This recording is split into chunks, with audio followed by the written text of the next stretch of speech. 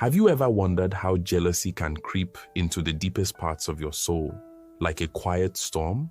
How it can turn a lifelong bond into a battlefield and make you betray the very person who trusted you with their heart?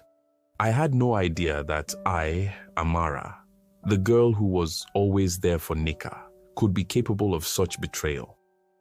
But it wasn't until Obinna entered our lives that I realized how fragile love really is, and how quickly a friendship can turn to dust when one person's heart desires what the other has.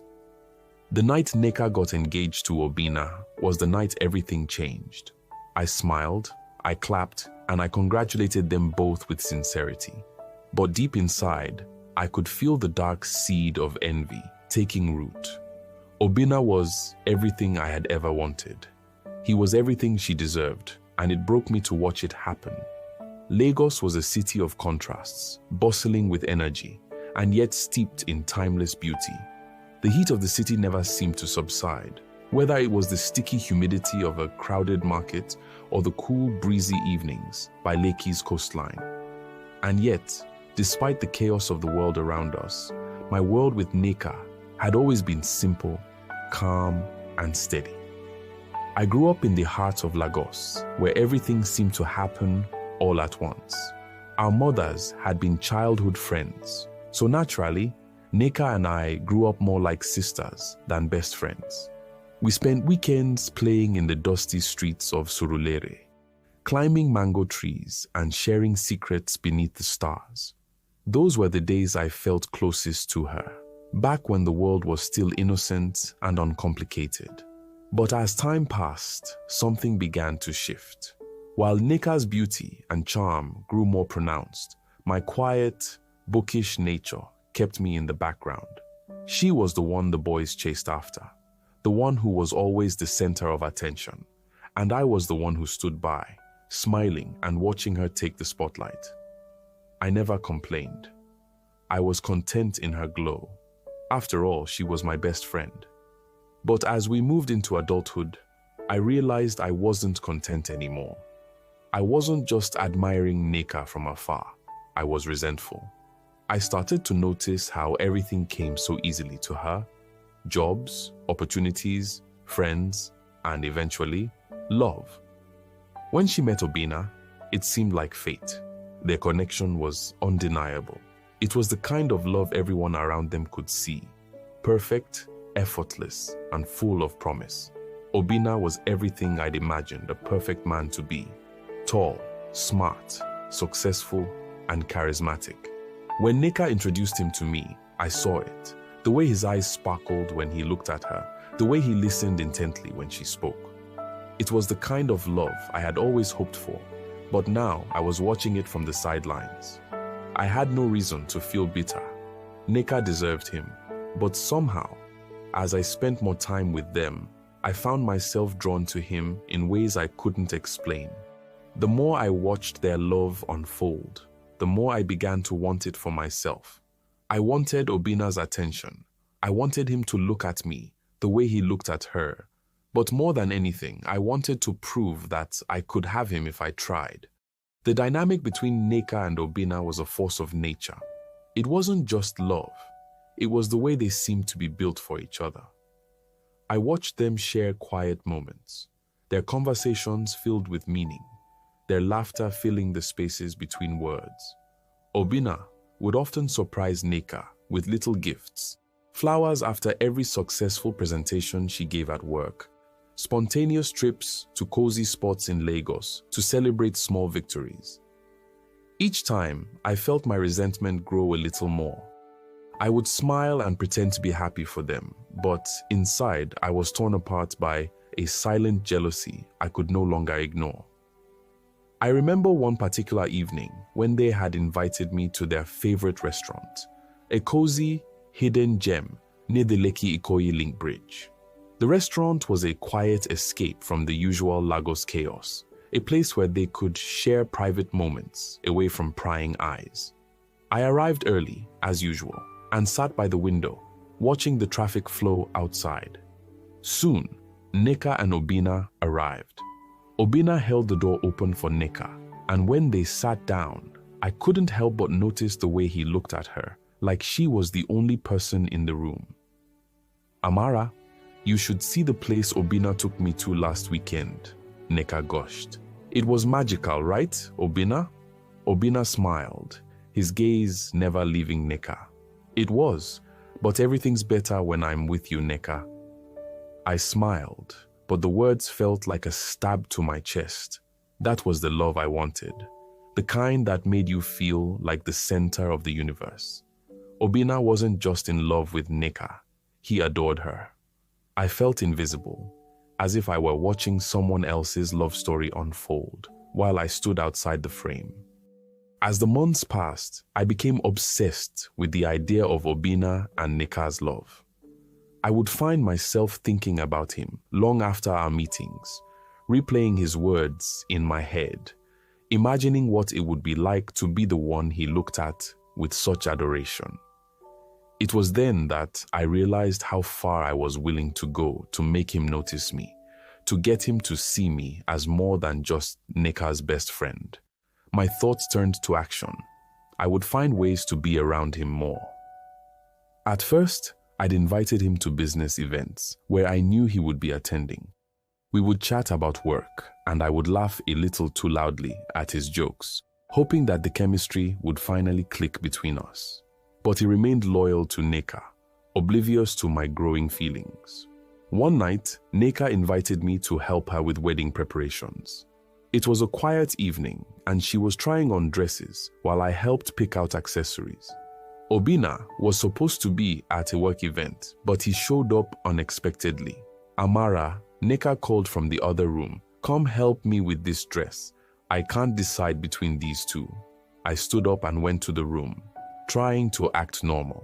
When I entered, Obinna was there, helping Nneka adjust the dress. He looked at me and smiled, but this time, something was different. There was an intensity in his eyes, a recognition that hadn't been there before.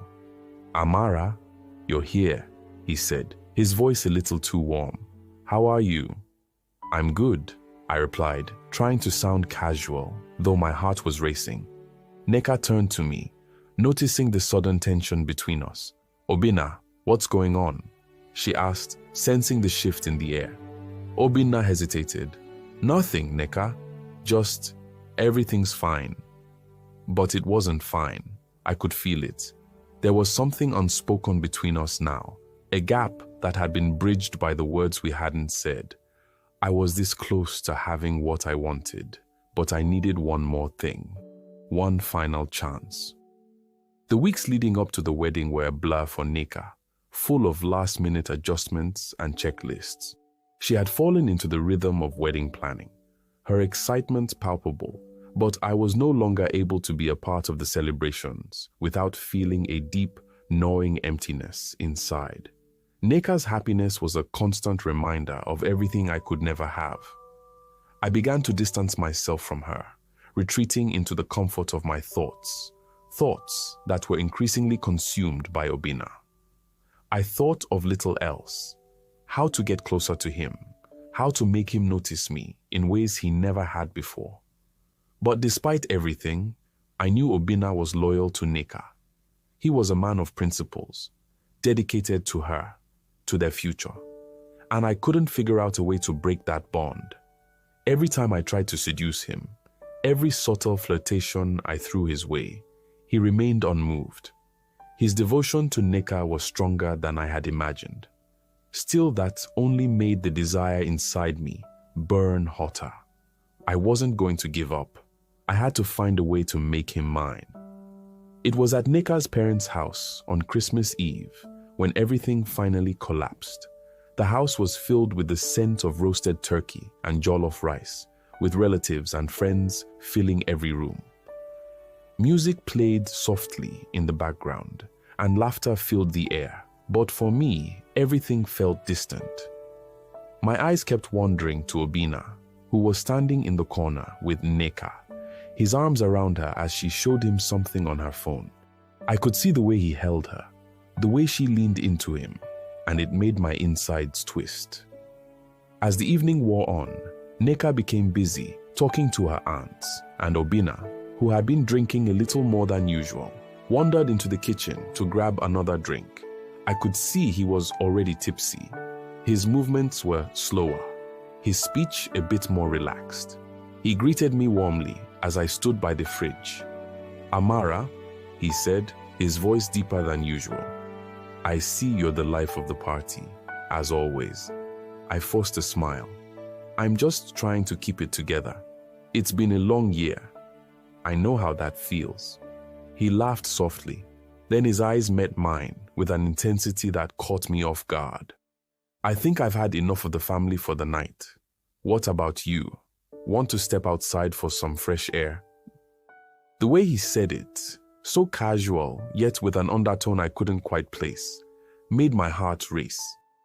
"Sure," I replied, trying to sound composed. We stepped out onto the balcony, the cool Lagos breeze hitting our faces. The street below was alive with people making their way home, but up here, it was just the two of us. Obinna leaned against the railing, his eyes scanning the city lights. "You know, Nneka's been talking about how much she appreciates your friendship. I don't think I tell you enough how much I appreciate you, Amara. You've been a great friend to her." His words seemed so sincere, and for a moment I felt a pang of guilt. But it was fleeting. I had a purpose now. "You're a great guy, Obinna," I said, stepping closer to him. "It's no surprise Nneka is so in love with you." He smiled at me, but there was something in his gaze, something unspoken, that I didn't quite understand. "She's the one who's perfect, Amara. I don't know what I did to deserve her, but I'm not letting her go." His words made my stomach twist with both longing and rage. How could he say that? How could he be so loyal to someone who didn't even know how much I wanted him, how much I needed him? I took another step closer to him, my voice lower this time. "I think you deserve someone who sees you the way Nneka does, someone who loves you the way you love her. But what if you needed someone who could show you a different kind of love, Obinna?" I saw the confusion flicker in his eyes, but it was too late. The alcohol had loosened his guard, and I was closer now than I had ever been. I kissed him. At first he stiffened, but then his lips softened against mine. It wasn't the passionate kiss I had dreamed of, but it was enough to make my heart race. The moment was fleeting. It lasted seconds, but in those seconds, everything changed. He pulled away, his eyes wide, his breath heavy. "Amara," he said, his voice low and firm. "That was a mistake. I'm with Nneka. You know that." I nodded, feeling a rush of shame and satisfaction. "I know," I whispered. "I'm sorry, Obinna. I just needed you to see me."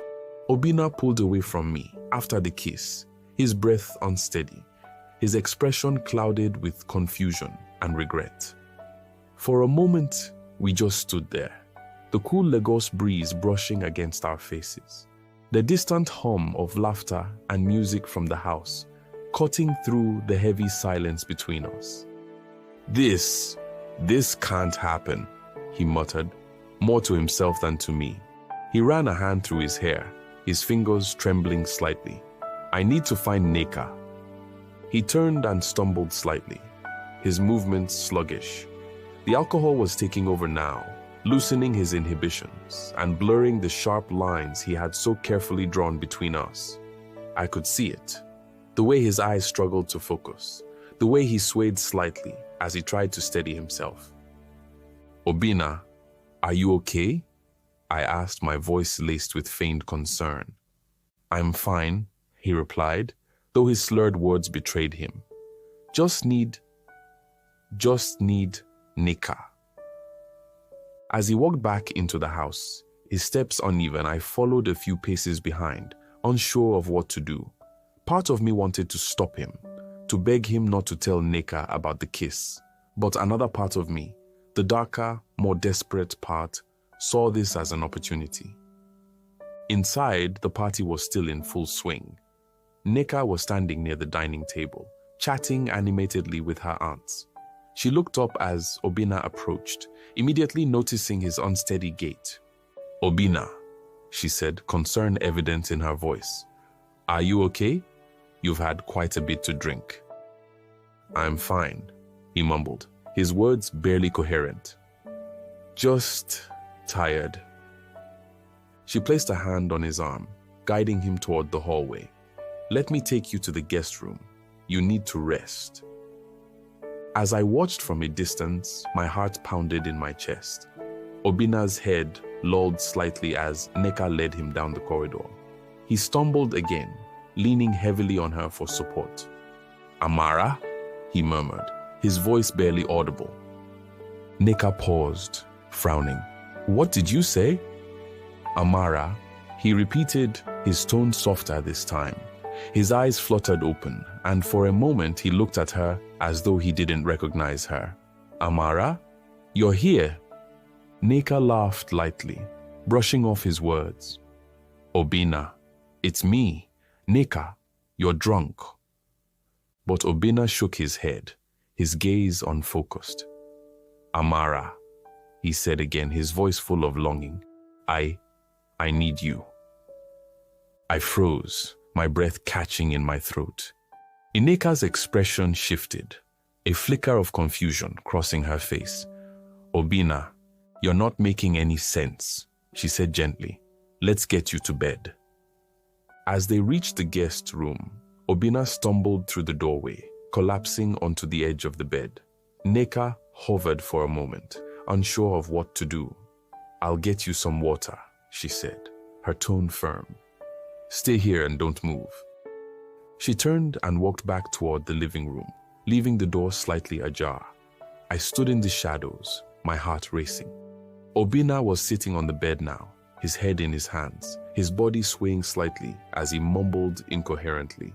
"Amara," he murmured again, his voice low and thick with drink.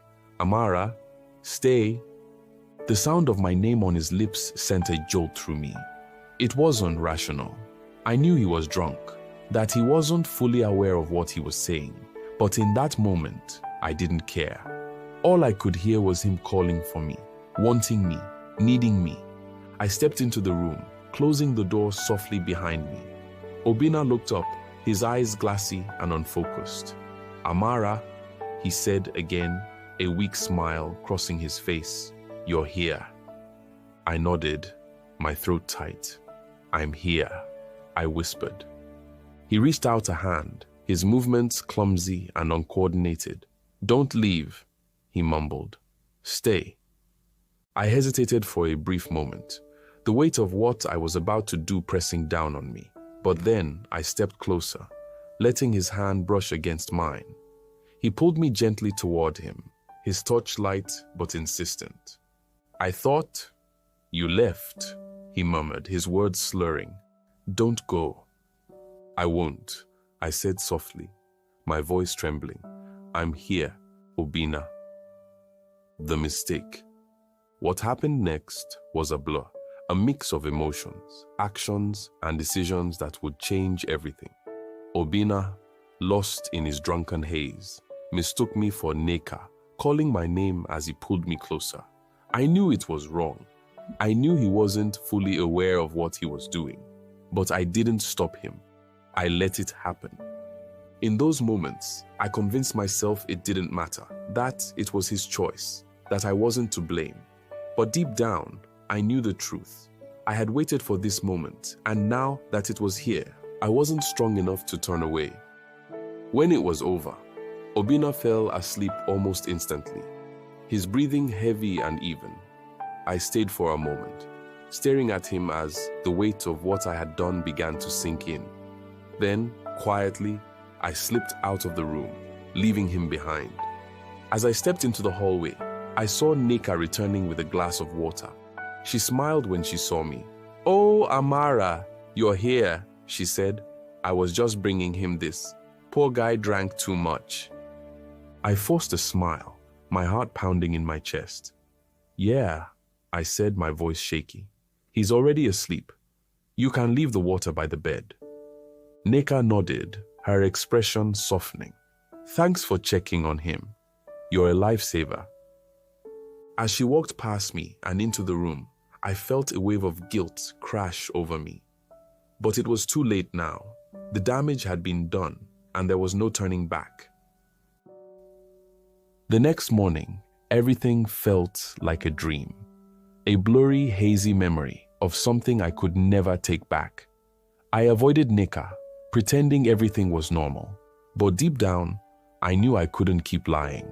I knew what had happened between Obinna and me, and I knew I couldn't undo it. A few weeks later, I missed my period. I didn't want to believe it at first. I thought it was just stress, that maybe I was overreacting. But when I took the test, the 2 lines were unmistakable. I was pregnant. The day I told Obinna, his face turned pale. He seemed to go still, like a man who had seen something he could not erase. His expression shifted from shock to disbelief to anger. He shook his head, his eyes filled with confusion. "You're lying," he said, his voice hoarse. "This isn't possible." "I'm not lying," I said, tears threatening to fall. It was that night.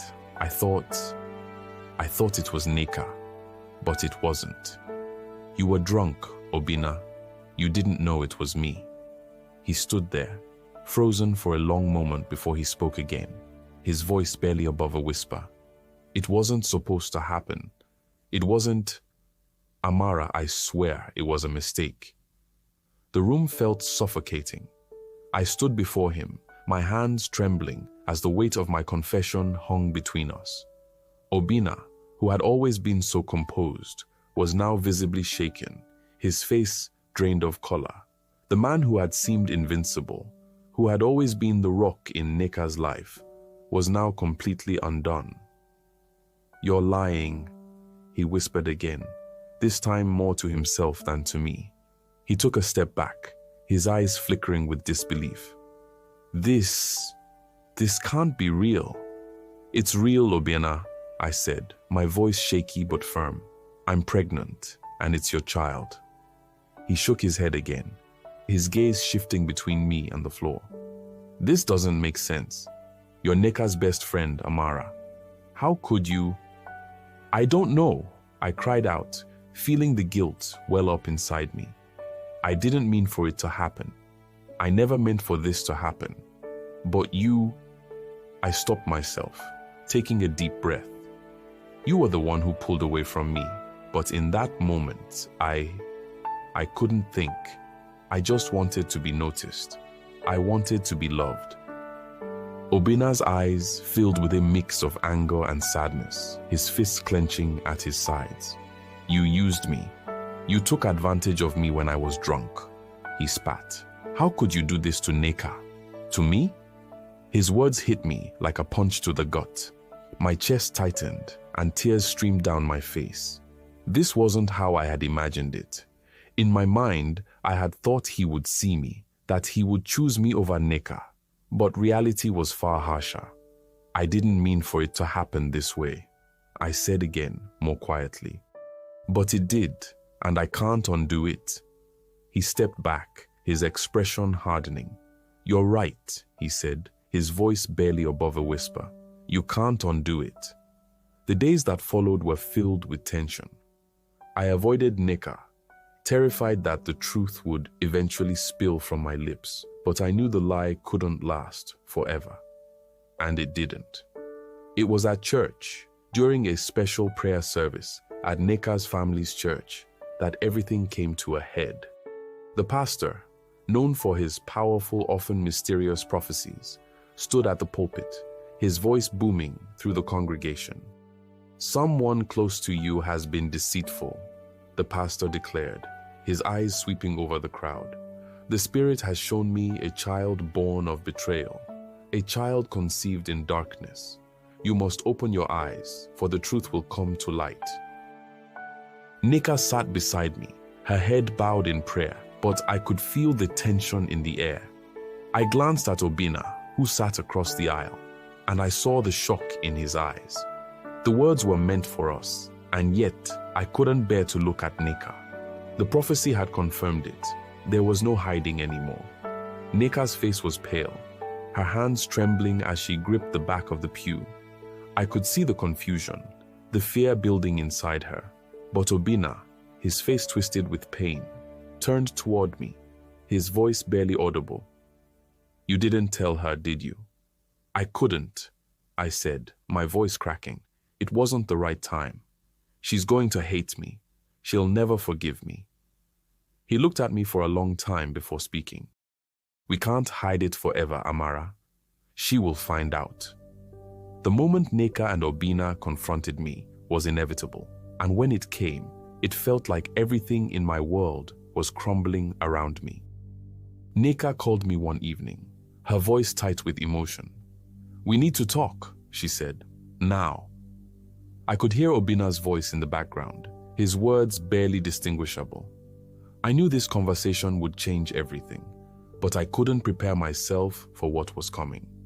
When I arrived at Nneka's apartment, the door was slightly ajar, and I entered to find both of them waiting for me in the living room. The atmosphere was thick with tension. Obinna stood with his arms crossed, his face unreadable. Nneka sat on the couch, her eyes red from crying, her fists clenched tightly in her lap. "Amara," she said, her voice breaking, "I need the truth, now." The words caught in my throat. I wanted to lie, to deny it all, but I couldn't. I had gone too far. "It's true, Nneka. I'm pregnant, and Obinna is the father." Her face went pale. The air in the room seemed to thicken, pressing in on me from all sides. There was no turning back now. "Why?" she whispered, her voice a fragile thread. "Why, Amara? Why would you do this to me?" I stood there, paralyzed by the weight of her hurt. "I don't know," I said, my voice barely audible. "I don't know why I did it, but I wanted him. I wanted what you have with him. I couldn't bear to see you both so perfect together." Obinna stepped forward, his voice low but firm. "It was a mistake, Nneka. I was drunk, and I thought I was with you. I never wanted this to happen." Nneka looked at him, her eyes full of disbelief. "You're telling me this was a mistake?" she asked, her voice shaking with emotion. "After everything we've been through, you made this mistake?" "I didn't mean to hurt you," Obinna said, his face softening. "I love you, Nneka. You know that. This was just a mistake. It shouldn't have happened." The next few days were filled with silence. Nneka kept her distance, retreating into her own world, while I was left to cope with the guilt and shame of what I had done.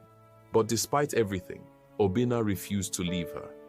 He came to me one evening, his face torn with emotion. "Amara, I'll support you with the baby," he said. "I'll help you through this, but I can't be with you. I can't leave Nneka." I felt my heart break. The love I had wanted so desperately would never be mine. It wasn't just a betrayal. It was the truth of his love for her, a love that ran deeper than anything I could offer. "I understand," I whispered, my voice hollow. "I won't ask you to be with me, but please, help me." Obinna nodded, his expression pained. "We'll co-parent, but Nneka and we're not done. Our future is still together." The days following Obinna's confession felt like a slow descent into despair. I couldn't escape the reality of the situation. I had done something unforgivable, and now I had to face the consequences. But then came another twist in the tale. I lost the baby. A miscarriage. The pain. The loss. It all came crashing down on me the same day Nneka discovered she was pregnant with Obinna's child. I remember lying in bed, tears streaming down my face, as the weight of it all settled on me. My body felt empty, a reflection of the void I had created in my own life. And that was when Nneka, through all her pain and heartbreak, came to me. Despite everything, she forgave me. And somehow, through it all, Obinna chose her. Not because I didn't need him, but because he loved her more. Days passed slowly, dragging their feet like the heavy burden of my mistakes. I stayed in my apartment, quiet, avoiding calls from Nneka and Obinna. I couldn't face them, couldn't face the mess I had made of everything. The walls of the room felt like they were closing in on me, and each breath I took seemed to echo with guilt. I thought about Nneka constantly, her face twisted with pain when I confessed the truth, the way her eyes searched mine for answers she would never find. I could barely look at myself in the mirror. Every time I did, the reflection of who I had become, who I had allowed myself to be, made me sick to my stomach. I never intended to hurt Nneka. She was my closest friend, my sister, but somewhere along the way, I let my envy take over. I allowed it to guide me, even when I knew it was wrong. Obinna had been clear. He couldn't be with me, but he promised to help me through the pregnancy. He would co-parent, he said, but that was it. It was the ultimate rejection, a silent reminder that despite everything I had done to get closer to him, I would never be the one he loved. It wasn't just the rejection that hurt. It was the way he continued to be there for Nneka, showering her with affection as if nothing had happened. Every time I saw them together, it was a reminder of my own failures. They were a unit, a team, and I was the outsider, unwelcome, unwanted. Then, unexpectedly, Nneka reached out to me. It was a simple message at first. "Can we talk?" My heart leapt, then sank. Was she angry? Was she about to curse me out? I didn't know what to expect, but I couldn't ignore her request. So, I agreed to meet her at the small cafe we used to frequent when we were younger. The same place where we had shared stories, dreams, and all the silly things that friends talk about. When I arrived, Nneka was already sitting by the window, a cup of coffee untouched in front of her. Her face was pale, her eyes tired, but there was no anger in her expression. I sat down, unsure of what to say. "Amara," she said softly, her voice breaking the silence. I don't know where to begin. Her words sent a wave of emotion crashing over me. "I'm so sorry, Nneka. I never meant for any of this to happen. I never meant to hurt you." She shook her head. "I know, but I need to understand. I need to know why. Why did you do it?"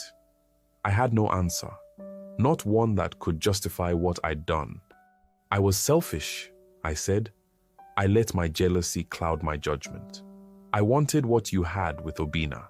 I didn't care who I hurt, as long as I could have it too."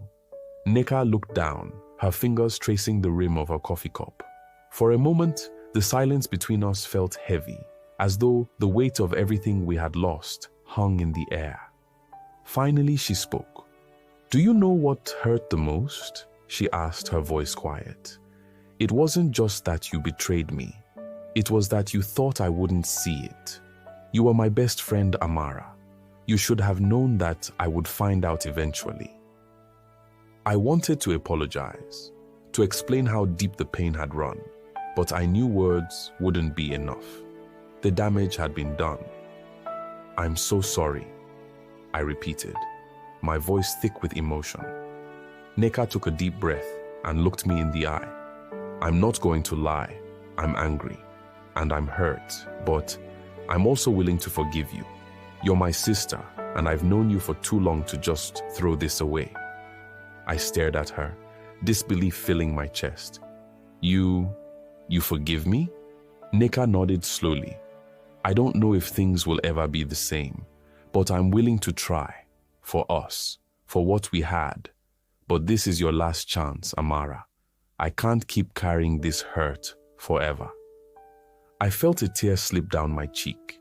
Nneka had always been the stronger one, the one who could forgive and move on, even when life threw her into painful situations. I never thought I deserved her forgiveness, but here she was, offering it to me. "I don't deserve you, Nneka," I said, choking on my words, "but I will spend my life trying to make it right." Nneka and Obinna's relationship continued to thrive despite everything. I had hoped, even after everything that had happened, that I could somehow find my way into their world, into his heart. But deep down, I knew that was impossible. Obinna's love for Nneka was impenetrable. Weeks later, I was faced with another devastating reality. I miscarried. The loss was sharp, unbearable. In the middle of my grief, I felt an overwhelming sense of emptiness. The realization that my actions had led me to this point. I had lost not only the child, but also the future I thought I could have had with Obinna. It wasn't long after that Nneka called me, her voice trembling.